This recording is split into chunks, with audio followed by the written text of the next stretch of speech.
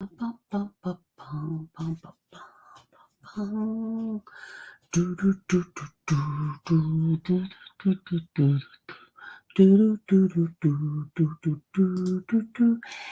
kia ora, Helen Brahms here, coming to you live from Surprise in Arizona. Hope you're having a super fantastic sparkling day.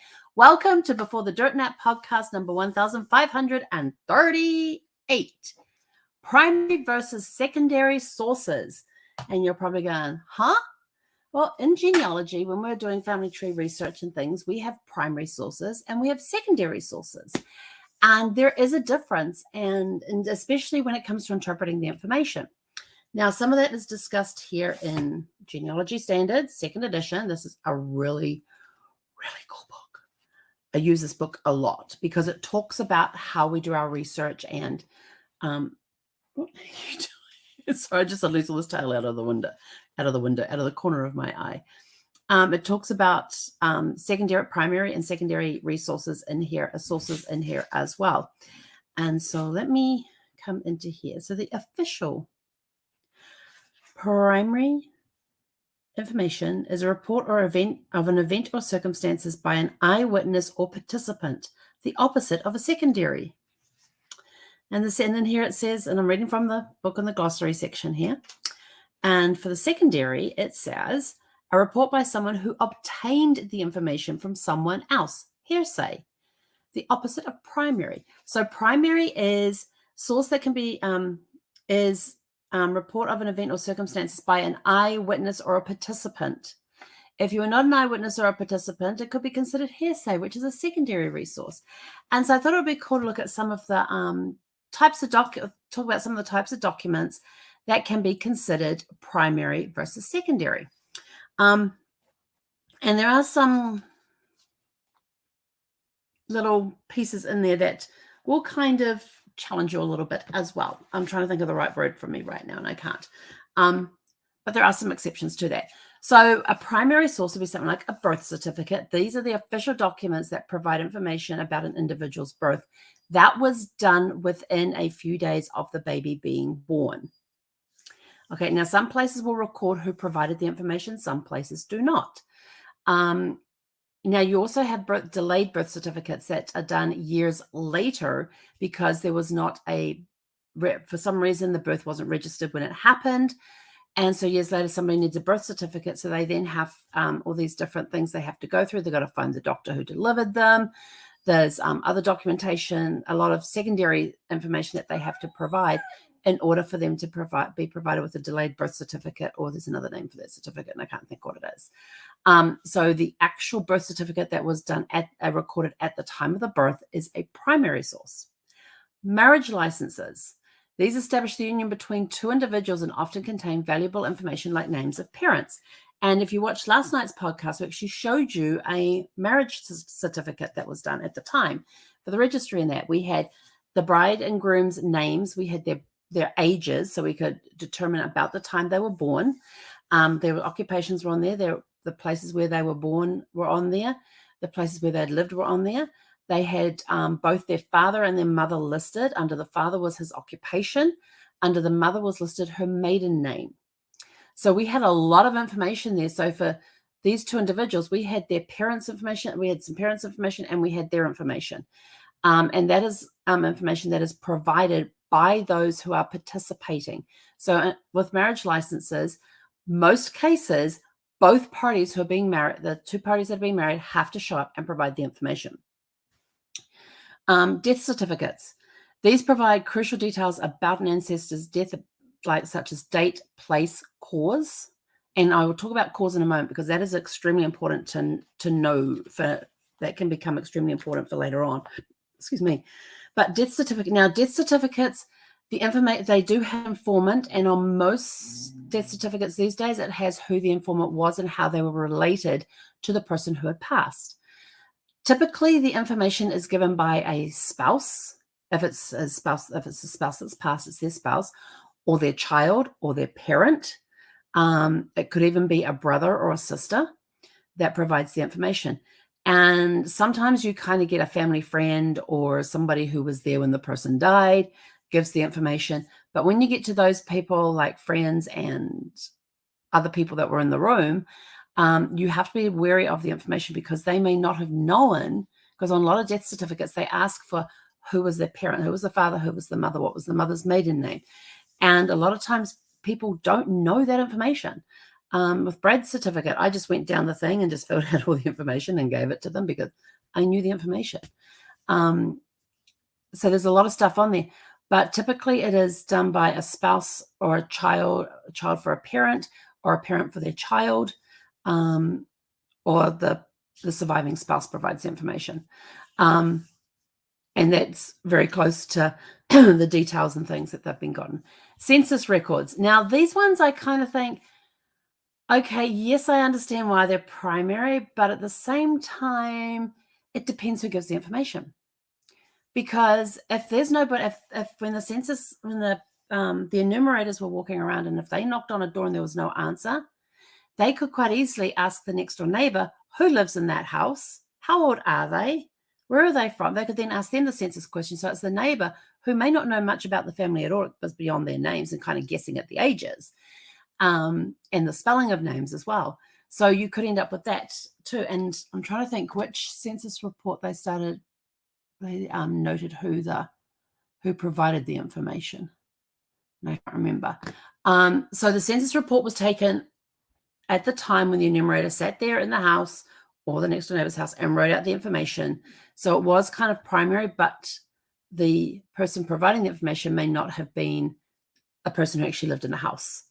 And I was kind of shocked. That one surprised me. Excuse me. That one surprised me a lot when I learned that one.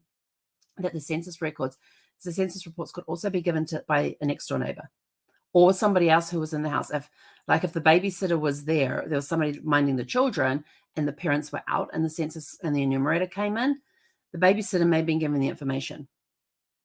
So that's why if you're looking at different census reports, and of course they're taken every 10 years, why there could be a discrepancy in ages, because it may not have been somebody in the house who actually lived in the house that gave the information. Wills and probate records. These are great because they can give you clues about family relations, economic status. They can give you information about the family as far as heirs go. Sometimes there are no probate, there are no wills. And so in order to do probate, we've got to find, who are the closest heirs. And that is a part of the genealogy world. There's genealogists who specialize in that. That's kind of somewhere where I want to get into as well, because it can be a lot of fun. But wills and probates, the wills are written by the person who is deceased. So they're the ones that are providing the information. So they're providing information about their family and what they want done with it. And you can learn the economic status by how much do they have left to give, what debts do they have. So you can actually learn a little bit of the story about them too. And some people in their wills may leave letters for their heirs with the wills that to be given out when at the reading of the will, they're to be given these letters from that person. So that's definitely a primary source. It's coming from the person who has deceased, but this is their information. Military records are a huge primary source. When you see the registration cards, the person applying is the one filling out the form and giving the information on themselves. And then, of course, in the military records themselves, you get to see the enlistment cards. You get to see their military files with their service history. Were there any injury? Were they ever injured? There was one. Who was that I was reading the other day? There was one service record. I actually found there was like an entire packet. It was like 60 pages to this packet. And I was going through, there was everything in there. There was where they had been stationed was in there. There was their service history, like all the different tasks they'd had when they had promotions.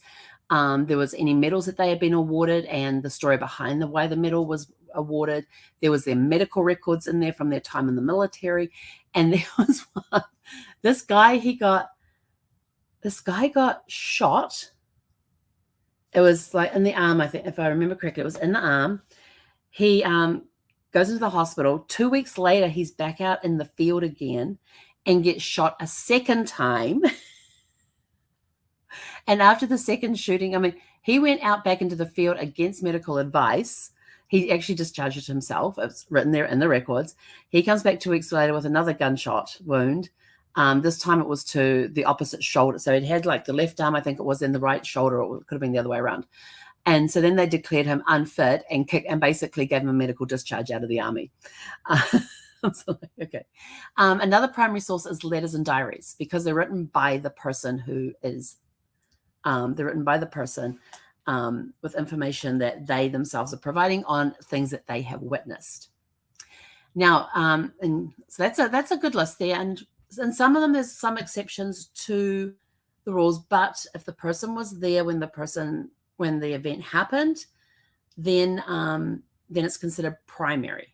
It doesn't matter if the information they gave is correct or not. It's a primary source. The secondary source are things like family histories. These are books or articles that have been written about your family's history. This is where somebody has gone in and researched the family. There may be more than one person, and they've collated everything and put it together.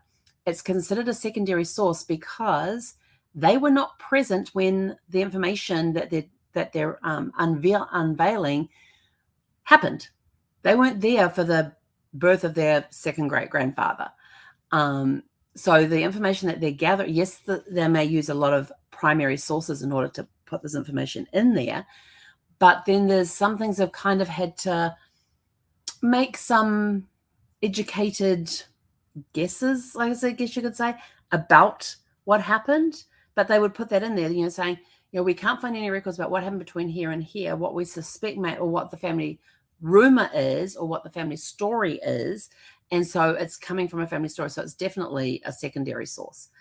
Biographies. These are life stories about individuals that are written by somebody else. If it is an autobiography, it is written by if it's an autobiography, it means that the person the book is about actually wrote their own story. So that would be more of a primary source. But the biographies, these are stories of individuals that are usually written by someone else. And you can find oodles of them if you walk into any bookstore and you go to where they keep the biographies. You just need to go down and say, this is a book on the Queen, and that was written by so-and-so. So it's a biography. It's a secondary source. There's a book over here written about this particular president, and it's not the president's name on the book as the author, so it's a secondary source. Then you come over to this one, and this is a book about a certain president, and it's written by the president himself. Okay, so that's where the differences are. Newspaper articles. Sometimes they can serve as primary sources, but newspapers are often considered secondary as they provide an interpretation of events.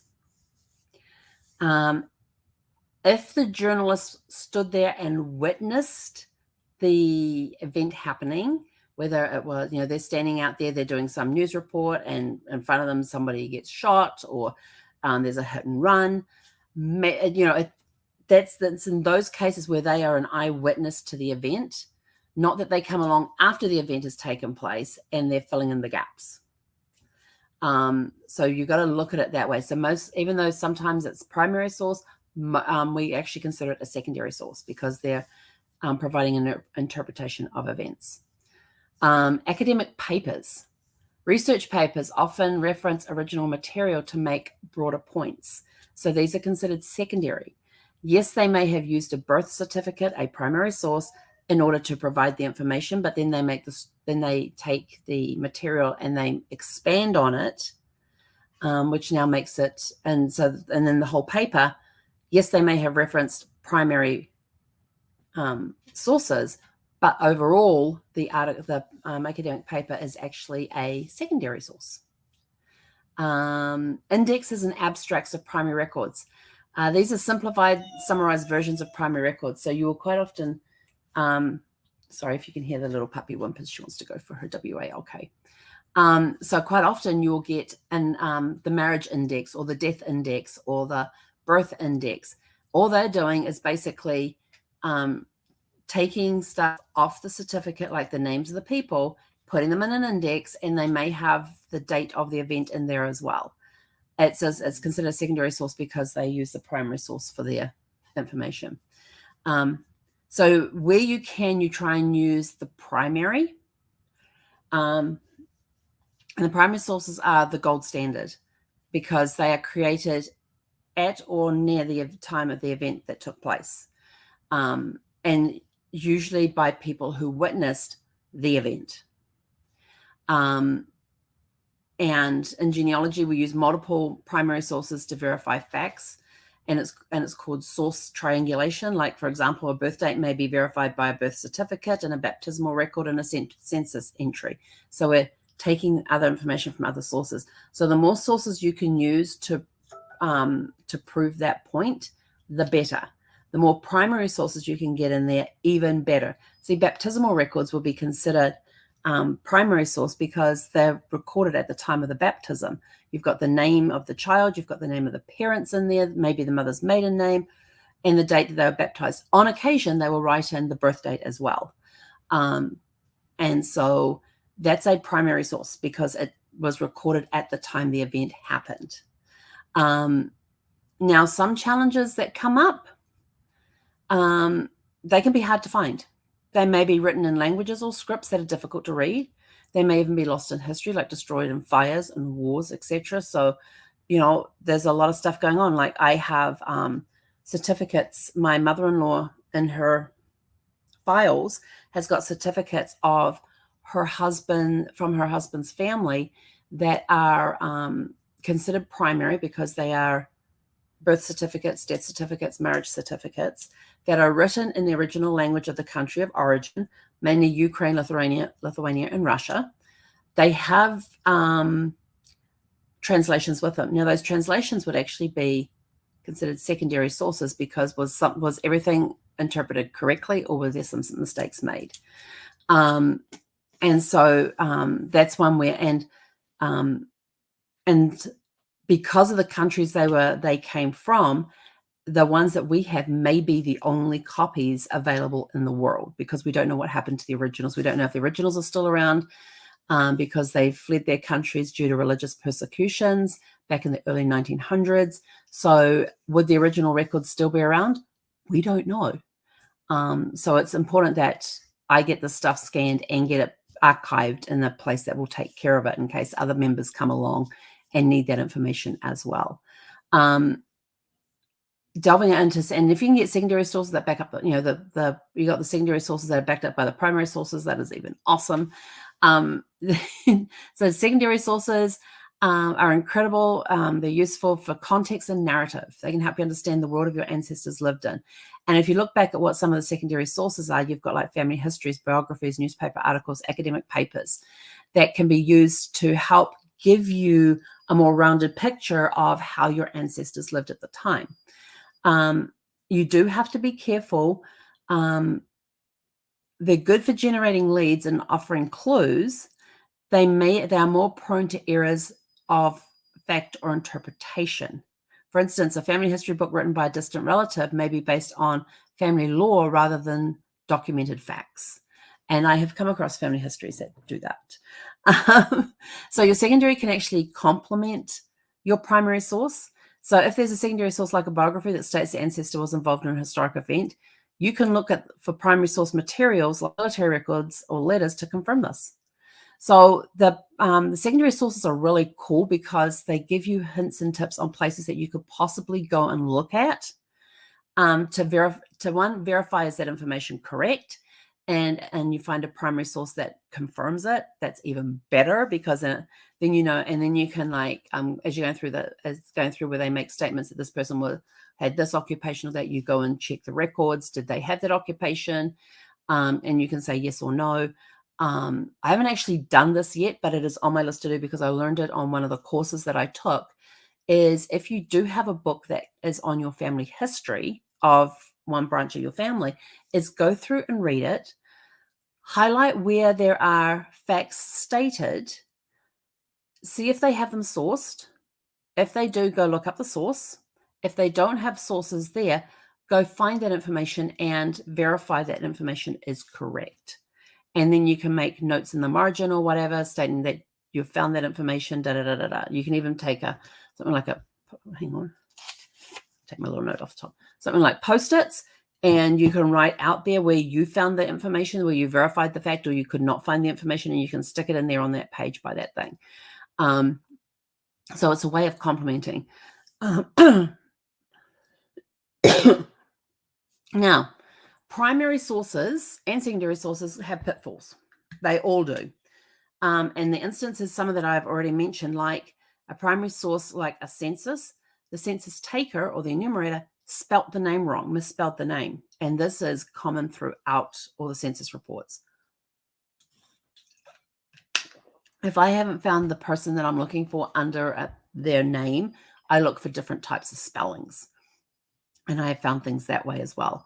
So I can find the census that they're supposed to be on, the area they're supposed to be in that, and I can start looking through, if you know what the address is, you can, on some of them, you can go to that page for that street and then look for that house number, for that house number, and you may find that, yes, it is a primary source, but somebody misspelled the names. And secondary sources can be influenced by the author's bias or limitations in knowledge. So always cite your sources. When I was writing this book, I actually have in the back a page of resources where I have the numbers, and these numbers are found throughout the book. That then you go to that resource area, and usually you have them as, trying to find one where I've got one. QR code. I had QR codes in there taking you to information. I suppose I could look in the back and see what the resource was. Okay, what's my first resource?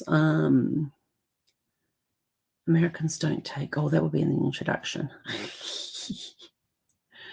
And there it is right there. Oh,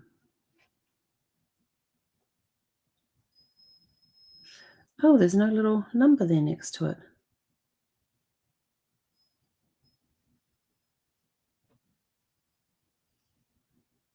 Oh, no, there it is. So right here, for example, I've got Americans don't take vacation, even though it's one of the best benefits around. And then above there, there's a little super one. And that little one, if you go to the back of the book, actually references the article. And there is a link there for the article. So if you're on the Kindle version of this, you can just click on the link and it will take you directly to the article. Otherwise, you can actually just Google the article name and it will come up too. So, always cite your sources. Now, in some genealogy books that are written or articles that are written, there's about half the page will be taken up with, half to 3/4 of the page will be taken up with what the article, the actual article, and then the bottom portion of that page will have the sources that are referenced in the information above. So they actually split the page on those ones. But best practice is to always cite your sources. It doesn't matter if they're primary or secondary, cite them all. Prioritize them for factual data. Use secondary sources for the context and narrative information, but validate the facts through primary sources. And this is critical, especially if you are looking for information for your family and you're going to be using this information to relate to other people in the family. They need to be able to see these records. They need to make sure that, especially if you're looking up something like somebody turns around and they've got this big family story and it's, it's a legend or a myth that's been around for years, or rumor, the family stories, the family myths and legends, and you want to verify that it's true. And I have had some clients come to me and go, we have heard in our family that we are related to this person. And so then you go on the search to see, are they related to that person and how? You may find no relation whatsoever. You may find the relationship, but you have to document your sources along the way to show how you came to that conclusion. So we start with the question of, is this person related to this person? And if so, how? And now we go and prove or disprove that question. So hope that was some help for the primary versus secondary sources. There is a big difference between them, and the more primary you can have, the better. But also, too, don't ignore the secondary sources because they can give you hints and tips of areas that you can go and research, so they can help you get through some brick walls to find that primary information, or give you indications on where to look. And like if you read in the biography that they served in the Army or the Navy, the Air Force, whichever military service they served in, go check the military records. Do they have that there? Are they giving the correct information that this person actually served in that in those armed forces, and find out that information that way. If you remember back to yesterday's podcast, we had that tombstone that was there, and there was two of them. There was the daughter that was in the New Zealand Women's Auxiliary Air Force during World War II. So there's military records we can go and look up on her. And then the youngest son, who was only 22 when he passed away in 1944, that had his military information there too when he served in the Royal New Zealand Air Force. So using those two pieces of information, we've got their service number on the tombstone. We've got they were in World War II. We've got what service they were in, what rank they were. So we can use that to go and do research on those people on the New Zealand military records to see if we can find information on them and find out more about their service. And remember, military records are a primary source. So that's it from me for today. Hope that helped in some way for when you are researching the difference, looking at your sources. Are they primary? Are they secondary? And hope that helped and you were able to understand. If you have any questions, please private message me or send me a message somehow, wave a red flag or whatever. Just speak up, speak out, reach out, and we'll see if we can answer your questions for you. So go out, have a super fantastic sparkling evening, and we'll be back tomorrow evening at 6 p.m. Pacific. Hei konara.